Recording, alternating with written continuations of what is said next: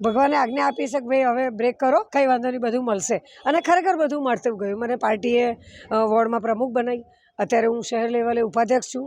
18 નંબરની અંદર મને પ્રભારી તરીકે પણ જવાબદારી ટૂંક સમયમાં આપી અને તરત જ મને પાર્ટીએ જવાબદારી આપી છે અને બહુ સારી રીતે નિભાવવાની હું પાર્ટીને બાંહેધરી આપું છું. ભારતીય જનતા પાર્ટીમાં 20-25 વર્ષોથી કામો કરું છું.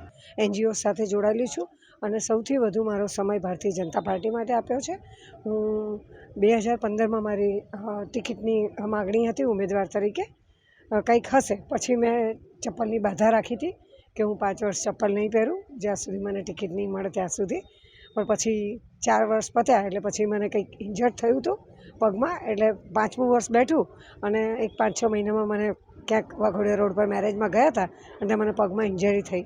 એટલે મારા ઇનલોઝ, મારા કલીગ્સ, મારા દીકરા દીકરીઓ બધાએ કીધું કે મમ્મા પાર્ટી જોશે, બધું જોઈ રહી છે, હવે ચપ્પલ પહેરો તમે, આટલું બધું વાગ્યું છે તો એ સારું ના કહેવાય.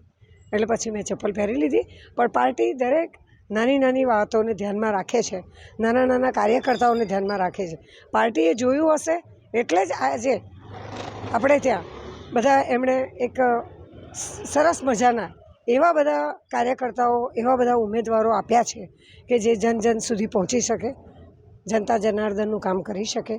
અને એ મોટામાં મોટું કામની જવાબદારી મને આપી છે તો હું પાર્ટીની આજ્ઞાને માથે ઉતારીશ.